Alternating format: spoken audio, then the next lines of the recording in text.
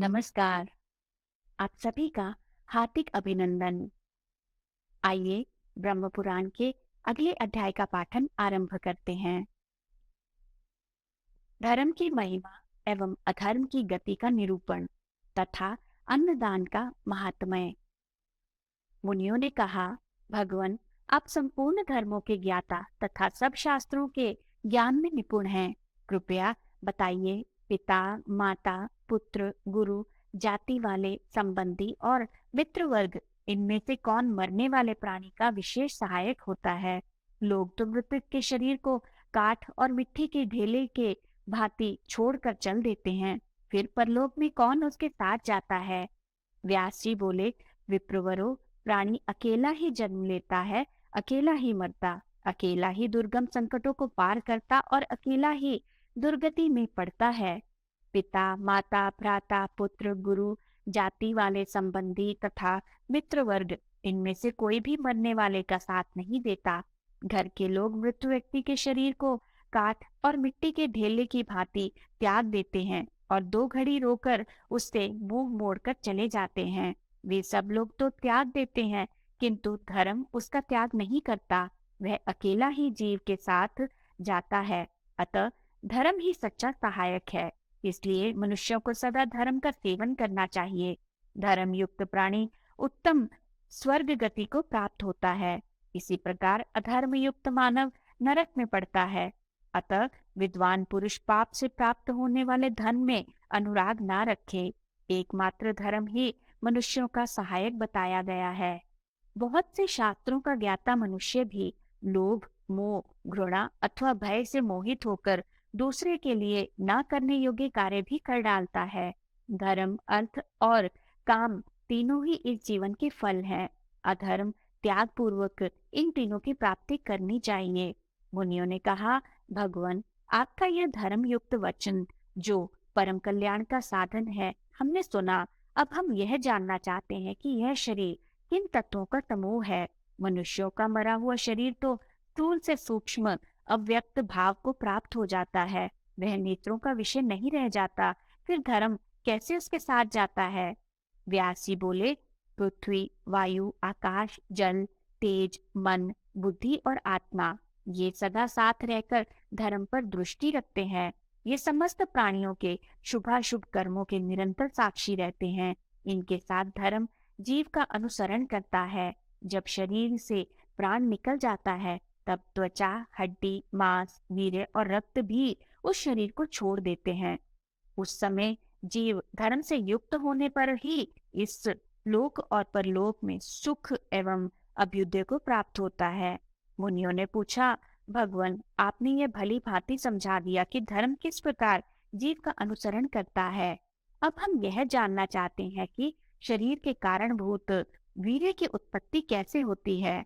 व्यास जी ने कहा, द्विजवरो, शरीर में स्थित जो पृथ्वी, वायु, आकाश, जल, तेज और मन के अधिष्ठाता देवता है, वे जब अन्न ग्रहण करते हैं और उससे मन सहित पृथ्वी आदि पांचों भूत तृप्त होते हैं, तब उस अन्न से शुद्ध वीर्य बनता है। उस वीर्य में कर्म प्रेरित जीव आकर निवास करता है। फिर स्त्रियों के रज में मिलकर वह समयानुसार जन्म ग्रहण करता है। पुण्यात्मा प्राणी इस लोक में जन्म लेने पर जन्म काल से ही पुण्य कर्म का उपभोग करता है। वह धर्म के फल का आश्रय लेता है। मनुष्य यदि जन्म से ही धर्म का सेवन करता है तो सदा सुख का भागी होता है। यदि बीच बीच में कभी धर्म और कभी अधर्म का सेवन करता है तो वह सुख के बाद दुख भी पाता है। पाप युक्त मनुष्य यमलोक में जाकर महान कष्ट उठाने के बाद पुनः तिर्यक योनि में जन्म लेता है। मोहयुक्त जीव जिस जिस कर्म से जिस जिस योनि में जन्म लेता है उसे बतलाता हूँ, सुनो। पराई स्त्री के साथ संभोग करने से मनुष्य पहले तो भेड़िया होता है, फिर क्रमशः कुत्ता, सियार, गीध, सांप, कौवा और बगुला होता है। जो पापात्मा काम से मोहित होकर अपनी भौजाई के साथ बलात्कार करता है, वह 1 वर्ष तक नर कोकिल होता है। मित्र, गुरु तथा राजा की पत्नी के साथ समागम करने से कामात्मा पुरुष मरने के बाद सूअर होता है। 5 वर्षों तक सूअर रहकर मरने के बाद 10 वर्षों तक बगुला, 3 महीनों तक चींटी और 1 मास तक कीट की योनि में पड़ा रहता है। इन सब योनियों में जन्म लेने के बाद वह पुनः कृमि योनि में उत्पन्न होता है और 14 महीनों तक जीवित रहता है। इस प्रकार अपने पूर्व पापों का क्षय करने के बाद वह फिर मनुष्य योनि में जन्म लेता है। जो पहले एक को कन्या देने की प्रतिज्ञा करके फिर दूसरे को देना चाहता है, वह भी मरने पर कीड़े की योनि में जन्म पाता है। उस योनि में वह 13 वर्षों तक जीवित रहता है। फिर अधर्म का क्षय होने पर वह मनुष्य होता है, जो देव कार्य अथवा पितृ कार्य न करके देवताओं और पितरों को संतुष्ट किए बिना ही मर जाता है, वह कौवा होता है। 100 वर्षों तक कौए की योनि में रहने के बाद वह मुर्गा होता है। तत्पश्चात 1 मास तक सर्प की योनि में निवास करता है। उसके बाद वह मनुष्य होता है। जो पिता के समान बड़े भाई का अपमान करता है, वह मृत्यु के बाद क्रौंच योनि में जन्म लेता है और 10 वर्षों तक जीवन धारण करता है। तत्पश्चात मरने पर वह मनुष्य होता है। शूद्र जातीय पुरुष ब्राह्मणी के साथ समागम करने पर कीड़े की योनि में जन्म लेता है। उससे मृत्यु होने पर वह सूअर होता है। सूअर की योनि में जन्म लेते ही रोग से उसकी मृत्यु हो जाती है। तदनंतर वह मूर्ख पूर्वोक्त पाप के ही फलस्वरूप कुत्ते की योनि में उत्पन्न होता है। उसके बाद उसे मानव शरीर की प्राप्ति होती है। मानव योनि में संतान उत्पन्न करके वह मर जाता है और चूहे का जन्म पाता है। कृतघ्न मनुष्य मृत्यु के बाद जब यमराज के लोक में जाता है, उस समय क्रूर यमदूत उसे बांधकर भयंकर दंड देते हैं। उस दंड से उसको बड़ी वेदना होती है। दंड मुदगर, शूल, भयंकर अग्निदंड, असी पत्रवन, सप्त वालुका तथा कूटशालमणि आदि अन्य बहुत सी घोर यातनाओं का अनुभव करके वह संसार चक्र में आता और कीड़े की योनि में जन्म लेता है। 15 वर्षों तक कीड़ा रहने के बाद मानव गर्भ में आकर वहां जन्म लेने से पहले ही मर जाता है। इस प्रकार सैकड़ों बार गर्भ में मृत्यु का कष्ट भोगकर अनेक बार संसार बंधन में पड़ता है। तत्पश्चात वह पशु पक्षियों की योनि में जन्म लेता है। उसमें बहुत वर्षों तक कष्ट उठाकर अंत में वह कछुआ होता है। दही की चोरी करने से मनुष्य बगुला और मेंढक होता है। फल मूल और पुआ चुराने से वह चींटी होता है। जल की चोरी करने से कौवा और कांसा चुराने से हारित हरियल पक्षी होता है। चांदी का बर्तन चुराने वाला कबूतर होता है और सुवर्णमय पात्र का अपहरण करने से कृमि योनि में जन्म लेना पड़ता है। रेशम का कीड़ा चुराने से मनुष्य वानर होता है। वस्त्र की चोरी करने से तोते की योनि में जन्म होता है। साड़ी चुराने वाला मनुष्य मरने के बाद हंस होता है। रुई का वस्त्र हड़प लेने वाला मानव मृत्यु के पश्चात क्रौंच होता है। सन का वस्त्र, ऊनी वस्त्र तथा रेशमी वस्त्र चुराने वाला मनुष्य खरगोश होता है। चूर्ण की चोरी करने वाला मनुष्य दूसरे जन्म में मोर होता है। अंगराग और सुगंध की चोरी करने वाला लोभी मनुष्य छछूंदर होता है। उस योनि में 15 वर्षों तक जीवित रहने के बाद जब पाप का क्षय हो जाता है, तब वह मनुष्य योनि में जन्म ग्रहण करता है। जो स्त्री दूध की चोरी करती है वह बगुली होती है। जो नीच पुरुष स्वयं सशस्त्र होकर वैर से अथवा धन के लिए किसी शस्त्रहीन पुरुष की हत्या करता है, वह मरने पर गधा होता है। गधे की योनि में 2 वर्षों तक जीवित रहने के बाद वह शस्त्र द्वारा मारा जाता है। फिर मृग की योनि में जन्म लेकर सदा उद्विग्न बना रहता है। मृग योनि में 1 वर्ष बीतने पर वह बाण का निशाना बन जाता है। फिर मछली की योनि में जन्म ले वह जाल में फंसा लिया जाता है। 4 महीने बीतने पर वह शिकारी कुत्ते के रूप में जन्म लेता है। 10 वर्षों तक कुत्ता रहकर 5 वर्षों तक व्याघ्र की योनि में रहता है। फिर कालक्रम से पापों का क्षय होने पर मनुष्य योनि में जन्म ग्रहण करता है। जो मनुष्य खली मिश्रित अन्न का अपहरण करता है, वह भयंकर चूहा होता है। उसका रंग नेवले जैसा भूरा होता है। वह पापात्मा प्रतिदिन मनुष्य को डसता रहता है। घी की चोरी करने वाला दुर्बुद्धि मानव कौवा और बगुला होता है। नमक चुराने से चिरी काक नामक पक्षी होना पड़ता है। जो मनुष्य विश्वास पूर्वक रखी हुई धरोहर को हड़प लेता है, वह मृत्यु के बाद मछली की योनि में जन्म लेता है। उसके पश्चात मृत्यु होने पर फिर मनुष्य होता है। मानव योनि में भी उसकी आयु बहुत ही थोड़ी होती है।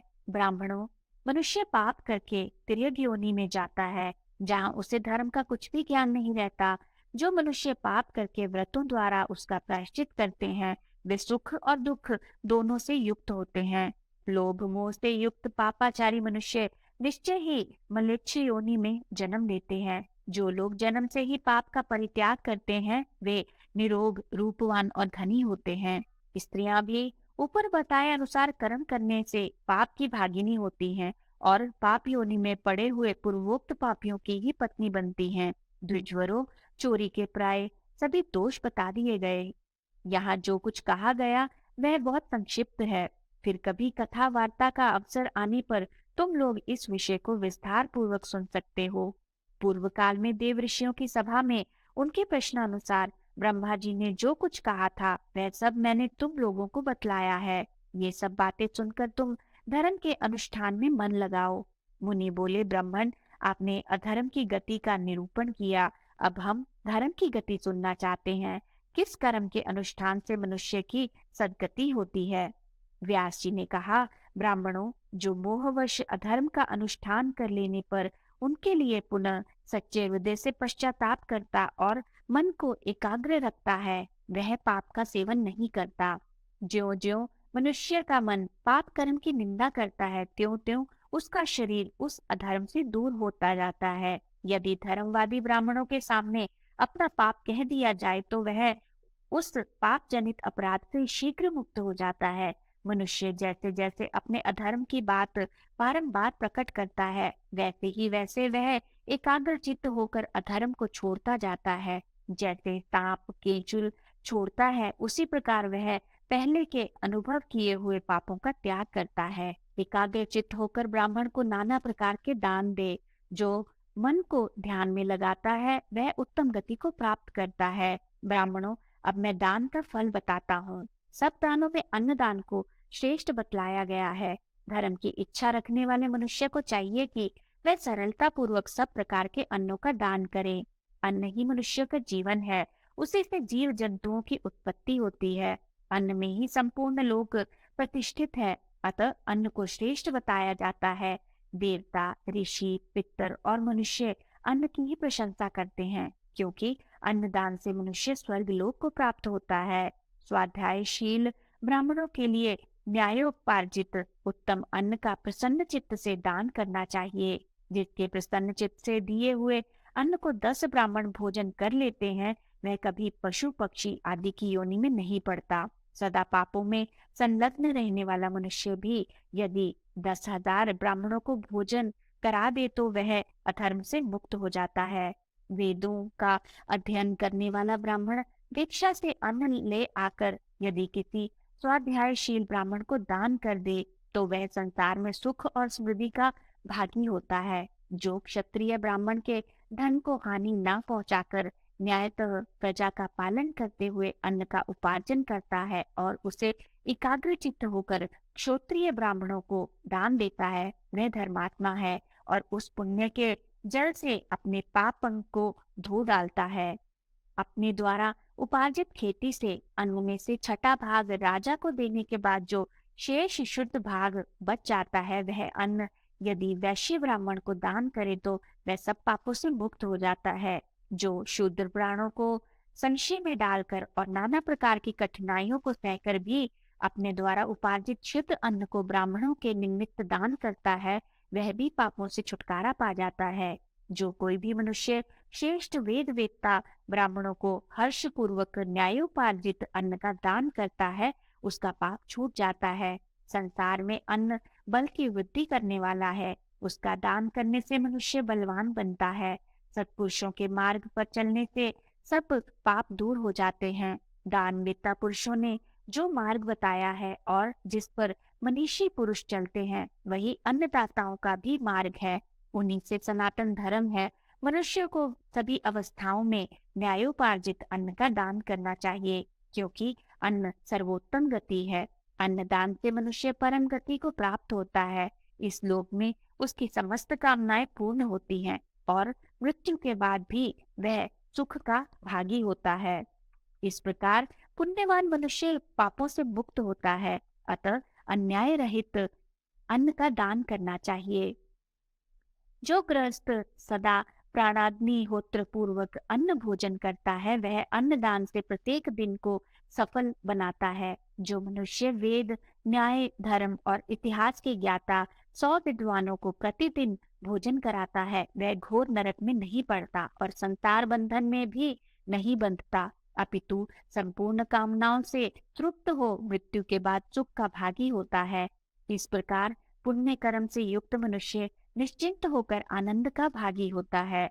उसे रूप, कीर्ति और धन की प्राप्ति होती है। ब्राह्मणों, इस प्रकार मैंने तुम्हें अन्नदान का महान फल बतलाया। यह सभी धर्मों और दानों का मूल है।